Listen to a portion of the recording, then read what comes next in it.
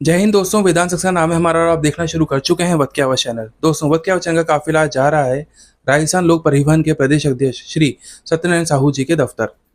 साहू जी ने एक ज्ञापन तैयार किया है जिसके अंदर बहुत सारी शिकायतें हैं प्रशासन को लेकर, सरकार को लेकर और खास तौर पर लोक परिवहन विभाग को लेकर। ज्ञापन के अंदर उल्लेख कुछ शिकायतें इस तरह से हैं कि अलवर भरतपुर क्षेत्र को एनसीआर से बाहर नहीं किए जाने से परेशान हैं ड्राइवर्स और ऑपरेटर्स। दूसरी शिकायत यह है कि जो स्लीपर कोचेज हैं उनके अंदर अनुचित टैक्स लगा रखा है। और जो तीसरी चीज़ है वो ये है कि हर श्रेणी की जो बसेज हैं उसके ऊपर एक राइडर लगा दिया सरकार ने कि अगर शादी ब्याह के कार्यक्रम है तो उसके लिए सरकार से लिमिटेड ही परमिशन मिलेगी बस सर्विसेज को। तो चलिए जानते हैं कि 20 जून को क्या होने वाला है। अब आप सोच रहे होंगे कि मैंने 20 जून का ही नाम क्यों लिया। देखिए, 20 जून को समस्त राजस्थान के जो ड्राइवर्स हैं, बस ऑपरेटर्स हैं और कर्मचारी हैं, वो 20 जून को मुख्यमंत्री के जो दफ्तर है उसके आगे भूख हड़ताल और धरना देने वाले हैं।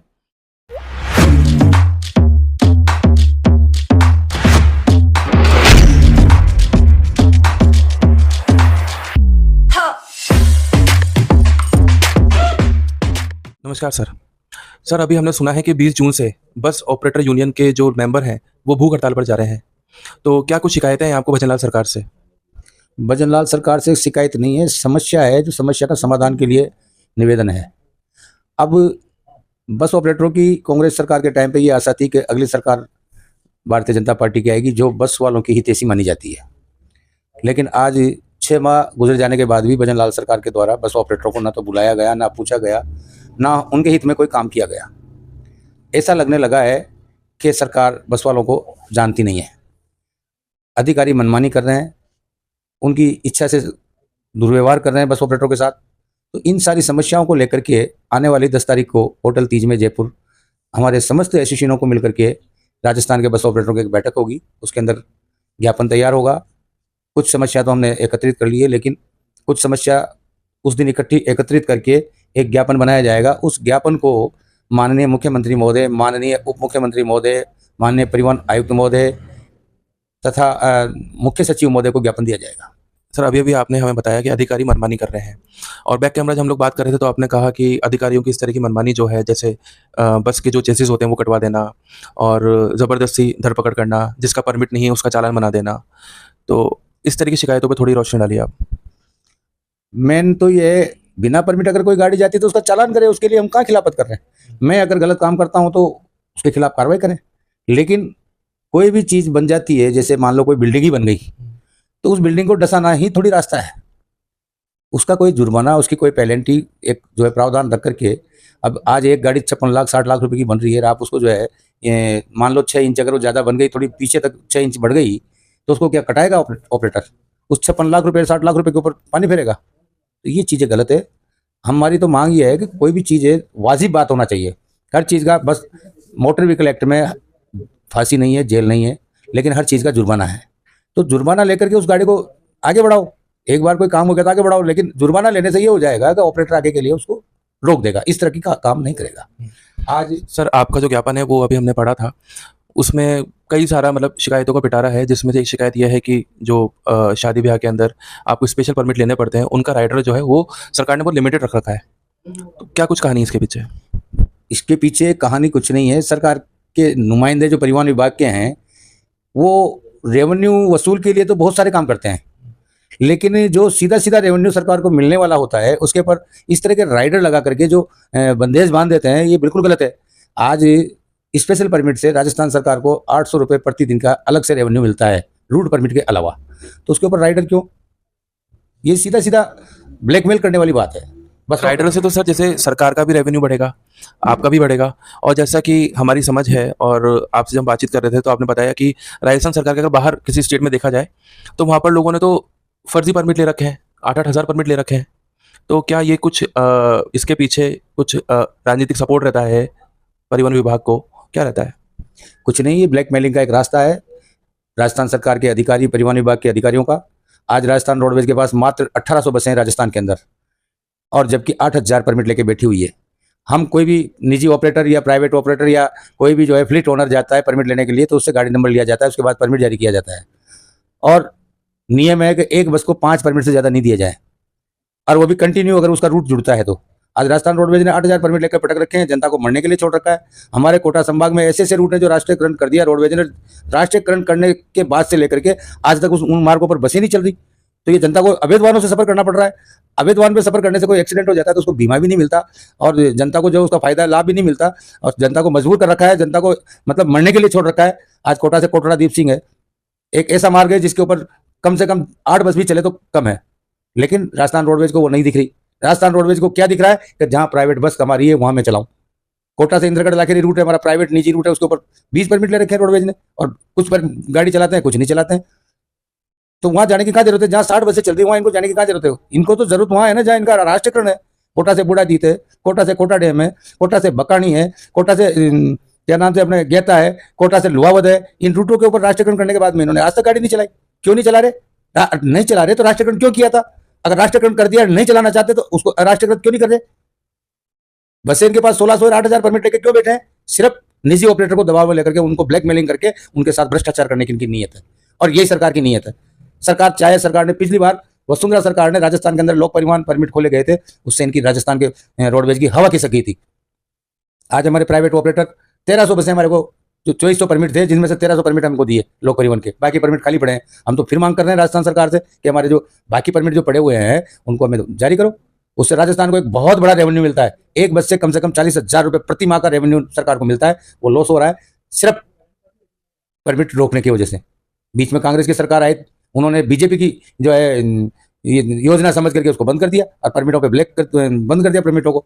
मैं अब राजस्थान की जो वापस भारतीय जनता पार्टी की सरकार आई है, भजन लाल जी की सरकार आई है, उनसे रिक्वेस्ट करता हूं कि जनहित जन सेवा के इस परमिट पर रोक नहीं लगाई जाए, और जितने भी राजस्थान रोडवेज ने राष्ट्रीयकृत कर रखे मार्गों को अराष्ट्रीयकृत किया जाए। क्योंकि 2015 में पूर्व मंत्री परिवहन यूनुस खान साहब ने पूरे राजस्थान के रोडवेज के मार्गों को अराष्ट्रीयकृत कर दिया था धारा 100 के तहत। मैं फिर मांग करता हूं कि वापस जब सरकार आई है तो जनता की और हमारी आशाओं को पूर्ण करते हुए राजस्थान सरकार को रेवेन्यू की प्राप्ति को देखते हुए इन रूटों को खोलना चाहिए और इस तरह के राइडर हटा देना चाहिए। सर, मैं आपसे जानना चाहूँगा कि आप भी अपनी बस सर्विसेज चलाते हैं साहू बस सर्विसेज नाम से, तो इस तरह की जो प्राइवेट बस सर्विसेज होती हैं इसके अंदर टॉयलेट की सुविधा भी आजकल मिल रही है, जो लग्जरी बस सर्विसेज है। पर आमतौर पे लोगों ने ये देखा कि जैसे रात का समय है या भले ही दिन का समय है, जो टॉयलेट की सुविधा है, जो टॉयलेट का गेट ही नहीं खोलते हैं, जो बस ऑपरेटर्स होते हैं वो गेट ही नहीं खोलते हैं। उस वजह से जो आम जन है, खासकर महिलाएं, बच्चे हैं, बुजुर्ग हैं, उनको परेशानी का सामना करना पड़ता है। बिल्कुल आपने सही फरमाया कि ये राजस्थान के अंदर जो हमारी बसें नाइट सर्विस में या लंबे रूट पे जो चलती है उसमें लगभग 25% बसों में हमने टॉयलेट की व्यवस्था की है, लेकिन थोड़ा सा जगह देख करके उसको खोला जाता है। जैसे कोई स्टैंड पे खड़ी है गाड़ी तो वहाँ गंदगी का ध्यान रखना पड़ता है, या बॉन्सों में गाड़ी चल रही है तो वहाँ बॉन्सिंग का ध्यान रखना पड़ता है, ताकि कोई महिला या कोई भी यात्री अंदर बाथरूम में जाए, बॉन्स आ गया, उसके कहीं चोट लगे, क्योंकि जगह कम है। सरकार ने जो हमारे जो ओवरहैंग की जो बंदिश की है ना, इससे कई बाथरूम को हमें छोटी साइज में बनाना पड़ रहा है। अगर सरकार ये बंदिश हटा देती है तो उन बाथरूम को हम अच्छी तरह से लंबे चौड़े बना दें और आने वाले समय में अच्छी से अच्छी सुविधा उपलब्ध कराएंगे, और जहाँ सुविधा है हम ड्राइवरों को जो बाकायदा पाबंद कराएंगे कि ऐसी असुविधा यात्री को ना हो, आवश्यकता के ऊपर उनके बाथरूम को खोला जाए। सर, जैसा कि हम जानते हैं कि कोटा एक शिक्षा नगरी है और यहाँ की इकोनॉमी जो है वो काफ़ी कुछ यहाँ पे पढ़ने आने वाले जो स्टूडेंट्स हैं उनके ऊपर डिपेंड करती है। यही स्टूडेंट्स जब होली दिवाली पर अपने घर जाते हैं तो बस की जो प्राइस होती है वो बहुत ज़्यादा हाई कर दी जाती है। तो सर, ये तो मजबूरी का फ़ायदा उठाने वाली बात हुई। इसमें ऐसा नहीं है, ये आपका बिल्कुल आपका राइट है कि रेटें बढ़ा दी जाती है। मैं भी मानता हूँ कि रेटें बढ़ाते हैं। पहली बात तो राजस्थान सरकार के परिवहन विभाग और केंद्रीय मोटर व्हीकल एक्ट में कहीं भी कॉन्ट्रैक्ट कैरेज की गाड़ी के ऊपर किराए में राइडर लगा हुआ नहीं है। कॉन्ट्रैक्ट कैरेज खुला है, वो अपनी मर्जी से किराया तय करता है, उसी में यात्री को भेजता है, लाता है। पहली बात। दूसरी बात, रहा सवाल एक जनहित की बात को देखते हुए कि इस तरह से नहीं करना चाहिए, लेकिन हम लोग जनता को सुविधा प्रदान करने के लिए होली दीपावली पे वन वे सिंगल ट्रैफिक चलता है, जो एक तरफ से गाड़ी भर के जाती है, दूसरी तरफ से गाड़ी खाली आती है। तो इस हालात में हम जो है डबल तो नहीं लेकिन डेढ़ा किराया लेकर के वाहनों की संख्या बढ़ा करके सुविधा उपलब्ध कराते हैं, ताकि यात्रियों को परेशानी ना हो और कुछ शुल्क बढ़ा करके देने से उनको अच्छी से अच्छी सुविधा मिल जाए। और हमारी गाड़ियाँ जो एक तरफ से खाली आती है उसके तहत जो है हमें थोड़ा सा बढ़ा के लेना पड़ता है। ये रीजन है हमारा। सर, जैसे कि हम जानते हैं कि आप बस यूनियन के वाइस प्रेसिडेंट हैं, तो मैं आपसे ये जानना चाहूँगा कि जो भी मार्गदर्शन में आपके जितनी भी बसें चलती हैं इनकी मेंटेनेंस का भी जिम्मेदारी आपके ऊपर रहती होगी। तो सर, मैं आपको 1-2 साल पहले की एक बहुत दर्दनाक घटना की ओर आपका ध्यान लेना चाहूँगा। इंदौर से कोटा एक बस आ रही थी और वो रात को चली और सुबह कोटा आना था। 6:30 बजे उस बस का टायर फटा और बस डिवाइडर से टकराई और पलट गई। और उस केस के अंदर ना तो परिवहन विभाग की तरफ से, ना कोर्ट की तरफ से, किसी भी जिम्मेदार विभाग की तरफ से कोई एक्शन नहीं लिया गया और उसके अंदर 3-4 लोगों की ऑन द स्पॉट डेथ हो गई, 35 से ज़्यादा लोग घायल भी हो गए थे। बिल्कुल मेरे ध्यान में है ये चीज़। कोटा की बस ऑपरेटर की एक बस इंदौर से कोटा आ रही थी और दरा के आसपास उस गाड़ी का एक्सीडेंट हुआ था, टायर फूट करके वो पलटा खा ढाबादे के पास की बात है, वो घटना मेरे नॉलेज में है। लेकिन हम किसी के आश्रित नहीं है बस ऑपरेटर। हम हर यात्री जो बस के अंदर सफ़र करता है उसका 1 साल का 1000 रुपया प्रति यात्री हम खुद अपनी जेब से जमा करा करके बीमा करवाते हैं। तो वो खुद यात्री इस स्थिति में अपना जो है क्लेम पेश करे और कोर्ट में जो भी मदद होती है हम लोग करते हैं और उसका पैसा जो है हम जेब से देते हैं। जबकि राजस्थान रोडवेज इस तरह से नहीं करती। राजस्थान रोडवेज यात्री से पैसा लेकर के उनका 1,00,000-2 लाख का बीमा करती है और हम 1,000 रुपये पर यात्री के हिसाब से पूरा 1 साल का पैसा हम हमारी जेब से जमा कराते हैं, जिसके अंदर अनलिमिटेड क्लेम आदमी प्राप्त कर सकता है। जो भी उसका उचित बनता है कोर्ट उसको देता है।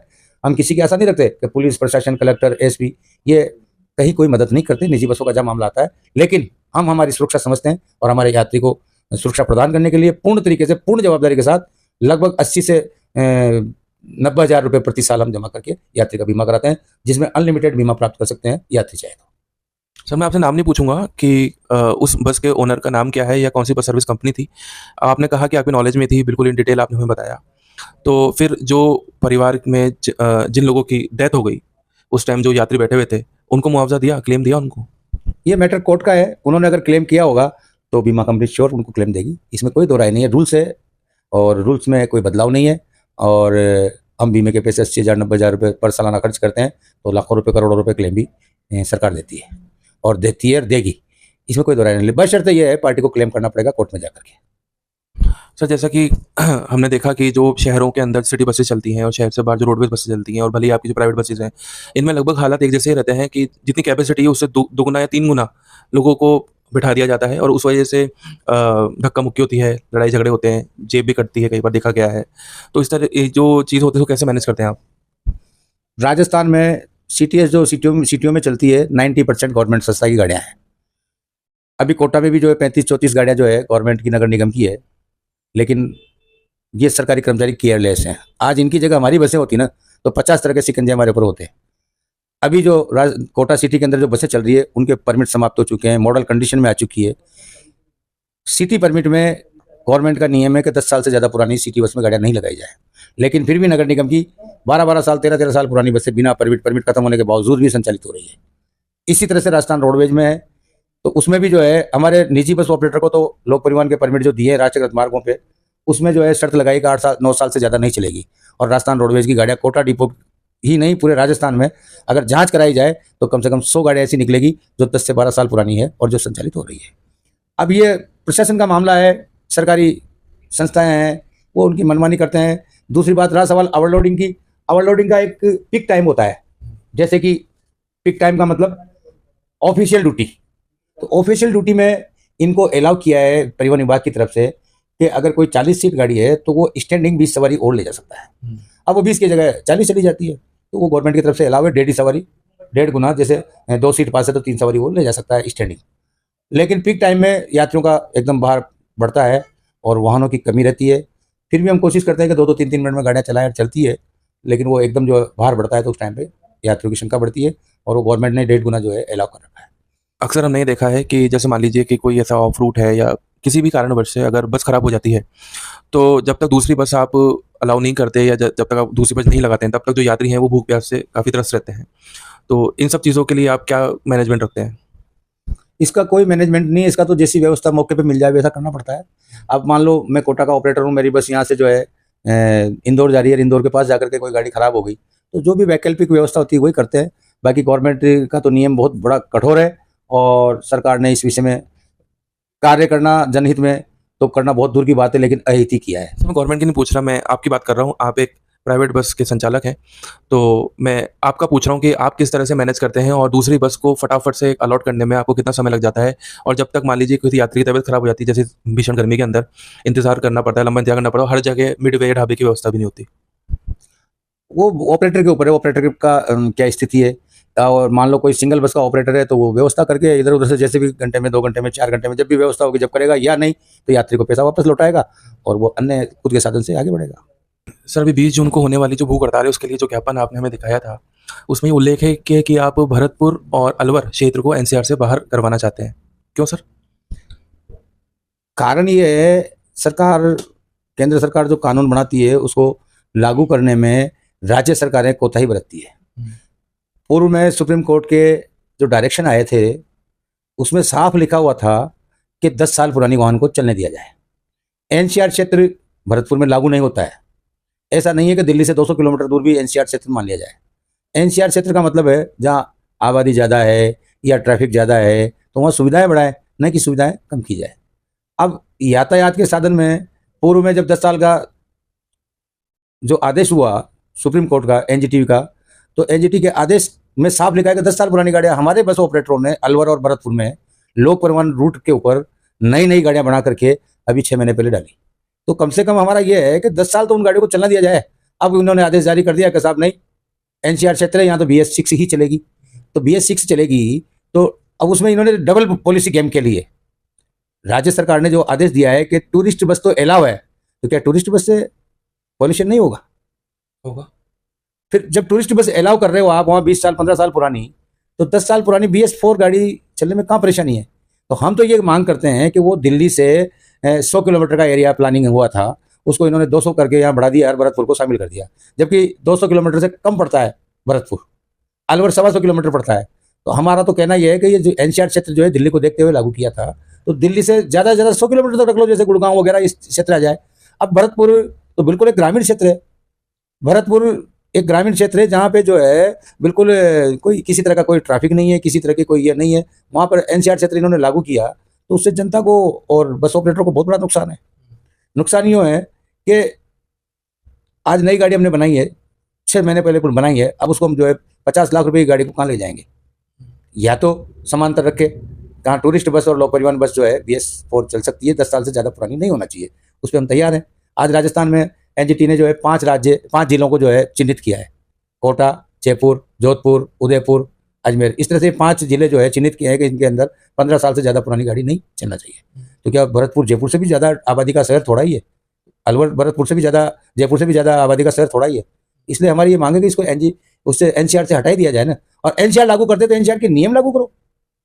जब आप बसों को चलाने के लिए एनसीआर के नियम लागू कर रहे हो तो उनका टैक्स भी तो उसी हिसाब से लो ना। इसलिए हमारी मांग है कि इनको एनसीआर क्षेत्र से हटाया जाए। और हमारे राजस्थान में एनसीआर क्षेत्र का कोई महत्व नहीं है, क्योंकि 5 राज्य को सुप्रीम कोर्ट ने तय कर दिया है और सुप्रीम कोर्ट से कोई बड़ी अदालत भारत के अंदर नहीं है। सर लोक परिवहन की जो टैक्स स्लैब है वो अभी तक निर्धारित नहीं है, या विज्ञापन में लिखा हुआ है। देखो, यहाँ भी हमारे साथ अन्याय हुआ है। परिवहन विभाग द्वारा हमारे साथ अन्याय ये हुआ है कि राजस्थान रोडवेज और हमारी लोक परिवहन सेवा की बसें सेम रूट पे चलती है, तो उनसे तो जो है राज्य सरकार एक फ्लीट ओनर मान करके 26,000 रुपये प्रति माह ले रही है और हमसे 40,000 रुपये प्रति माह ले रही है 50 सीट गाड़ी का। ये न्यायोचित नहीं है। हम सरकार से यही मांग कर रहे हैं, इसी तरह से मांग कर रहे हैं कि जो टैक्स उनका लग रहा है, गाड़ियाँ बराबर में चल रही है। आज राजस्थान रोडवेज की क्या हालात है, इतना कुछ सब कुछ कई तरह की सब्सिडी और छूट देने के बाद भी रोडवेज करोड़ों रुपए घाटे में चल रही है और हमारा बस ऑपरेटर सेम रूट में संचालित करके राजस्थान सरकार को टैक्स दे करके उसके बाद भी प्रोग्रेस कर रहा है। क्यों? क्योंकि रोडवेज को इन्होंने सब कुछ दिया, लेकिन रोडवेज ने सरकार को, जनता को कुछ नहीं दिया। खटाला बसें दे रखी है। आज इन्होंने जो है वो टेंडर निकाले निजी बसों को अनुबंध करने के लिए। जो निजी बसों को अनुबंध करके परमिट किराए से दे रहे हो तो वो भी तो प्राइवेट ही हुई ना, तो इसके वजह से लोक परिवहन चलाओ और इनका जो शेड्यूल तय करो, रोडवेज के बराबर हमारे से टैक्स लो। और जो छोटे रूट है 50 किलोमीटर 40 किलोमीटर, जैसे मैंने अभी उदाहरण दिया था पूर्व में, कोटा से कोटड़ा दीप सिंह एक 75 किलोमीटर का मार्ग है। एक बस ऑपरेटर 75 किलोमीटर जाएगा, 75 वापस आएगा, उस रूट पे अपनी बस को चलाएगा, तो उसका टैक्स कम होना चाहिए, न कि ज़्यादा। एक बस है जो कोटा से गंगानगर जा रही है, जो 600 650 किलोमीटर चल रही है, उसका भी टैक्स उतना है, और एक ग्रामीण क्षेत्र में जाकर के वापस आ रही है, उसका भी टैक्स उतना ही। हमारी मांग है कि इसमें स्लेब बनाना चाहिए सरकार को, और अंतिम टैक्स जो है राजस्थान रोडवेज के समांतर होना चाहिए मैक्सिमम। और जो छोटे स्लेब है, छोटे रूट है, उनके अंदर छोटे छोटे स्लेब बना करके टैक्स नीति में बदलाव करना चाहिए। ये हमारी मांग है। सर मेरा एक आखिरी सवाल आपसे ये है कि लोक परिवहन की जो बसेज हैं उनका संचालन और जो उनकी सर्विसेज हैं वो आपके जो प्राइवेट बस स्टैंड्स होते हैं यहाँ से भी किया जाता है, तो आपको ये भी शिकायत है कि भाई लोक परिवहन की जो बसेज हैं उनका बस स्टैंड एक निर्धारित किया जाए और वो रोडवेज बस स्टैंड से ही उनका संचालन हो। तो क्या कुछ परेशानी का आपको सामना करना पड़ता है कि यात्री एक ये डिसाइड कर लेते हैं, अच्छा चलो लोक परिवहन की बस खड़ी हुई है और सेम फैसिलिटी मिलेगी, प्राइवेट बस जैसी मिलेगी लगभग फैसिलिटी, चलो इसमें चढ़ जाते हैं। तो क्या व्यापार में फर्क पड़ता है इस चीज़ का? व्यापार पे भी फर्क पड़ता है, जनता का भी नुकसान होता है। आज मैं राजस्थान रोडवेज की बस में बैठ करके जयपुर से आया और मुझे कोटा से इटावा जाना है या बारा जाना है, तो उसी स्टैंड से अगर मुझे बारा की बस मिल जाएगी तो मैं हाथों हाथ उस बस से उतरूंगा और दूसरे में बैठ जाऊंगा। अगर बस स्टैंड दूर दूर होंगे तो मुझे ऑटो रिक्शे का, अन्य साधन का जो है वो रास्ता अपनाना पड़ेगा और उसमें मेरे जो किराया मेरा कोटा से बारा का नहीं लगता है वो किराया मुझे यहीं पे करना पड़ेगा। तो ये तो हुआ जनता का नुकसान। हमारा नुकसान ये है कि हमको राजस्थान सरकार ने पूर्व में बस अड्डा प्राधिकरण जो लागू किया था, उसकी चेयरमैन है हमारी मनीषा जी अरोड़ा, हमारे राजस्थान की कमिश्नर है, वो भी चेयरमैन, बस अड्डा प्राधिकरण की चेयरमैन है। तो मैं ये कह रहा हूँ कि ये शर्त हमारे साथ तय हुई थी कि रोडवेज के बस अड्डे से हमसे किराया लेकर के और हमारी बस को डिपो में लगाया जाएगा, जबकि आज तक उस मांग को और उस शर्त को गवर्नमेंट ने पूरा नहीं किया। वो शर्त पूरा करना चाहिए। अगर पूरा नहीं कर पाते हैं तो हमें रोडवेज के बराबर में दूसरे बस स्टैंड बना करके देना चाहिए ताकि हमारी बसें वहाँ से संचालित हो और यात्रियों को सुविधा मिले। आज रेलवे स्टेशन सिटी से 8 किलोमीटर 10 किलोमीटर दूर होता है, यात्री वहाँ से 100-200 रुपये ऑटो में देके आता है, तो यात्री का कितना बड़ा नुकसान है। तो जनता को भी आम सुविधा मिले और इस तरह के फायदे जनता के भी सोचना चाहिए और सरकार को इस हित में कार्य करना चाहिए। और राजस्थान रोडवेज को हमारी बसें अंदर लगने से जो है अलग से एक रेवेन्यू मिलेगा और उनको जो है ताकत मिलेगी। आज वो घाटे से चल रही है तो उस घाटे में जो है कमी आएगी। दूसरी बात, जब दो ऑपरेटर बराबर में संचालित करते हैं तो एक दूसरे की शिकायत समाप्त हो जाती है और दोनों के बिजनेस अच्छी तरीके से चलते हैं। लेकिन राजस्थान रोडवेज के कर्मचारी नहीं चाहते कि हमारी बसें अंदर लगे, लेकिन राजस्थान रोडवेज के यूनियन और कर्मचारी बिल्कुल अंधे हो रहे हैं। आज हमारी 3000 बसें जो है अनुबंधित राजस्थान रोडवेज जो किराए से ले रही है, वो कौन सी बसें? वो भी हमारी बसें, प्राइवेट बसें, निजी बसें, वो भी तो लग रही है अंदर से।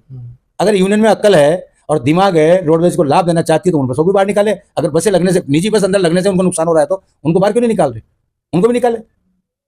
जबकि उन अनुबंधित बसों से राजस्थान रोडवेज को बिल्कुल भारी नुकसान है। अब नुकसान कैसे है ये मैं आपको निवेदन करूं कि नुकसान यूं है कि 12.5 रुपए 13 रुपए किलोमीटर में इन्होंने हमारी बसें अनुबंधित पे ली है, तो 13 रुपए किलोमीटर तो वो देना पड़ता है इनको। उसके अलावा डीजल 5 के एवरेज में तो 20 रुपए किलोमीटर वो हो गया, जिसका हो गया 33 रुपए किलोमीटर। उसके अलावा इनके कंडक्टर की तनख्वाह कम से कम 40,000 50,000 तनख्वाह होगी, तो उसका भी प्रति महीने का 1500 रुपए तो ऐसे ही ना, 500 किलोमीटर अगर गाड़ी चलती है तो 300 रुपए रोज वो हो गए। बुकिंग क्लर्क की तनख्वाह हो गई और सारी चीजें जोड़ करके 40 रुपए पर किलोमीटर वो गाड़ी इनको पड़ रही है। जबकि राजस्थान सरकार के नियम अनुसार 85 पैसे पर किलोमीटर किराया तय है हमारी निजी बसों का और रोडवेज का। तो अगर 50 सवारी भी उस गाड़ी में जाती है तब भी 8 पंजे 40 रुपए किलोमीटर इनको मिल रहा है। तो कहाँ नुकसान हो रहा है, कहाँ फायदा हो रहा है? नुकसान ही है। और 50 सवारी किसी गाड़ी में जाती नहीं है राजस्थान रोडवेज का। एवरेज देख लिया जाए इनका, अगर एवरेज देखे समस्त गाड़ियों का तो 25 रुपए 30 रुपए किलोमीटर से ज्यादा आई नहीं है। आप 30 रुपए किलोमीटर की आई पे गाड़ी चला रहे हो और 40 रुपए प्रति किलोमीटर के हिसाब से बस को किराए पे लेकर लगा रहे हो, कौन सा तुक है? इससे तो नुकसान ही होगा। हाँ, सरकार का कहना है कि हर चीज फायदे में नहीं होती है। आज 7 वंडर बनाया तो फायदे के लिए नहीं बनाया है, आज जो है चंबल रिवर फ्रंट बनाया तो फायदे के लिए नहीं बनाया। कोई चीज ऐसी होती है जो जनता के हित में काम करना पड़ता है, करना चाहिए, लेकिन उसका मतलब यह नहीं है कि राजस्थान सरकार को गर्त में डाला जाए। आज इन 1600 2000 या 1800 बसें जो रोडवेज की है, इनको चलाने के लिए 50 लाख रुपए प्रति महीना जो है रोडवेज को देना पड़ रहा है राजस्थान सरकार को। हम राजस्थान के अंदर हमारी 30,000 बसें हैं, वो हम 1,000 करोड़ रुपए इनको रेवेन्यू के रूप में देते हैं। मतलब एक दूध देती हुई गाय को तो ये साथ दे नहीं रहे, उसकी मदद नहीं कर रहे, उसका सहयोग नहीं कर रहे, उसको संचालन करने में हर जगह राइडर रोक और परमिटों पे बंदी और राष्ट्रीयकरण करके उनको रोक रखा है। और जो नुकसान दे रही है उसको बेनिफिट चला, उसको पैसा दे रहे हैं तो उसको सहायता कर रहे हैं। तो हमारा तो ये इसीलिए हमारी ये मांग है कि रोडवेज प्राइवेट दोनों तरह की बसें एक ही जगह से एक साथ 15-15 मिनट के स्पेस में चलाई जाए, ताकि जनता जहां अच्छी सुविधा मिले वहां वो सफर कर सके। और ट्रांसपोर्ट स्कीम जो है, ट्रांसपोर्ट डिपार्टमेंट जो है, इसको पब्लिक ट्रांसपोर्ट को मजबूत बनाने के लिए इस तरह के काम करना चाहिए। ये हमारी मांग है। हमारी कोई भी मांग, हमारी जो है 20-25 मांगे हैं, उनमें कोई भी ऐसी मांग नहीं है जिसमें जनता का हित ना हो। हमने उसमें जनता का हित भी देखा है, हमने उसमें राजस्थान सरकार का रेवेन्यू का भी देखा है। हम रेवेन्यू लॉस नहीं करना चाहते। आज राजस्थान सरकार ने जो है स्लीपर कोचों का टैक्स 40,000 45,000 42,000 का रखा है। वो पढ़ा था मैंने, ये जो टैक्स स्लैब है स्लीपर का अलग है, सिटिंग का अलग है, ये क्यों अलग अलग कर रखा है? ये अलग अलग तो करना वाजिब है, क्योंकि एक स्लीपर में 2 यात्रियों की बैठने की जगह घेरी जाती है। ठीक है, हम मान रहे 2 यात्रियों का पैसा आप हमसे ले रहे हो, लेकिन इसका मतलब नहीं है कि अच्छी सुविधा देने पर टैक्स ज्यादा लिया जाए। आज राजस्थान के अंदर 5,000 स्लीपर कोच चल रहे थे। आज के टाइम पे 2300 बसें हमारी राजस्थान की अरुणाचल नागालैंड में जा चुकी है, क्योंकि वहां पर 4,000 रुपये महीना का टैक्स है। हमारे राजस्थान के अंदर जो है 40,000 रुपये 45,000 रुपये महीना का टैक्स है। ऐसा क्यों? तो नुकसान ही हुआ ना। जो बनिया ब्याज अधिक लेता है वो कहीं न कहीं घाटे में रहता है। वाजिब ब्याज लेने वाला, वाजिब टैक्स लेने वाली सरकारें लंबी चलती है और उनको रेवेन्यू अच्छा मिलता है। मैं सरकार को निवेदन करूंगा, करता आया हूं कि इनको इस तरह के बदलाव करना चाहिए, जिससे भारतीय जनता पार्टी की एक इमेज अन्य राज्यों में, राजस्थान की सरकार की अन्य राज्यों में एक इमेज बढ़े, न कि वहां की गाड़ियों को पकड़ पकड़ के बंद कर करके इस तरह से परेशान करें। सर मैं आपसे जानना चाहता हूँ कि अभी लोकसभा इलेक्शंस हुए, रिजल्ट्स भी आ चुके हैं उसके, जो ट्रक यूनियन के सदस्य हैं उनका मत और रुझान किस पार्टी की ओर गया और किस आधार पर गया? ये राजनीतिक स्टंट है और एक बिजनेसमैन को सरकार की तरफ नहीं देखता है, किसी पार्टी की तरफ नहीं देखता है। बिजनेसमैन और एसोसिएशन एक ऐसी संस्था है, सरकारी कर्मचारी एक ऐसी संस्था है, ये जो सरकार आती है उसके साथ चलते हैं। कौन किसके साथ गया, कौन किसके साथ नहीं गया, इस चीज़ से इन लोगों को कोई फर्क नहीं पड़ता है। ये सबके साथ रहते हैं, एक बिजनेसमैन और सरकारी कर्मचारी सबके साथ रहते हैं। इसलिए पार्टी पॉलिटिक्स का इन चीज़ों में कोई असर नहीं है और हमारे बिजनेस में पार्टी पॉलिटिक्स का कोई महत्व नहीं होता है। सर मैं जानना चाहूँगा, जैसे कोविड के टाइम पे आपने इतना सब कुछ किया, बसेस लगवाई, डीजल बसेस लगवाई आपने, तो उसमें तो जो सरकार भी काफ़ी सपोर्ट करती है क्योंकि वो एक इमरजेंसी का टाइम होता है, तो उस टाइम तो ये परमिट और चालान देखना क्या वाजिब बात थी? यही तो अंधापन है। Kota collector, Bhilwara collector, Bundi collector के द्वारा पास बना करके हमारी बसों को भेजा गया, उसके बावजूद भी बिहार, बंगाल, पंजाब में हमारी बसों के बिना उन पास को न मानते हुए बिना परमिट के चालान किए, जिसका हमें एक एक बस का कम से कम 2-3 लाख रुपए का जुर्माना भरना पड़ा। और किसी भी सरकार के, चाहे मैं ये नहीं कह रहा कि साहब बीजेपी, कांग्रेस या समाजवादी पार्टी या बहुजन, कोई सी भी पार्टी हो, हम पार्टी का नाम न लेते हुए किसी भी सरकार के नुमाइंदे ने कहीं भी किसी भी मंच पर इस आवाज़ को नहीं उठाया। हमने तो इतना तक लोकसभा अध्यक्ष महोदय को भी निवेदन किया, राजस्थान सरकार के सीएम को भी निवेदन किया, ट्रांसपोर्ट कमिश्नर को भी निवेदन किया, लेकिन किसी भी मंच पे बस ऑपरेटर की मदद नहीं की और हम जेब से भरे। इतना ही नहीं, राजस्थान के बस ऑपरेटरों के कम से भी कम नहीं तो 1 करोड़ से ऊपर बस ऑपरेटरों ने जुर्माना भरा। तो जनहित में इस तरह के काम भी होते हैं, करने पड़ते हैं। लेकिन चलिए सर, इस वक्त वचन के माध्यम से इस आवाज़ को हम ज़रूर उठाएंगे कि आपने अपनी जान जोखिम में डाली और जनहित के लिए कोविड के अंदर आपने अपना परिवार को छोड़ के और सब चीज़ों को पीछे छोड़ के बसेस आपने ऐसे रवाना करी, फिर भी प्रशासन ने आपके ऊपर मन चाहे जुर्माना ठोके। तो बहुत बहुत धन्यवाद सर हमसे जुड़ने के लिए, और हम आपके उज्जवल भविष्य और फ्यूचर की कामना करते हैं। धन्यवाद। धन्यवाद आपका, जो आपने हमारी आवाज़ को जनता तक पहुंचाने के लिए हमें सुना और प्रचारित किया। इसके लिए हम आपका आभार व्यक्त करते हैं और निकट भविष्य में कामना करते हैं कि हिंदुस्तान की, भारत की इस धरती पर जो न्याय का तीसरा रास्ता है वो पत्रकार बंधु है, उसको हम चुनेंगे और आपके सहयोग की आशा रखते हुए आपको बहुत बहुत आभार व्यक्त करते हैं। धन्यवाद। धन्यवाद सर।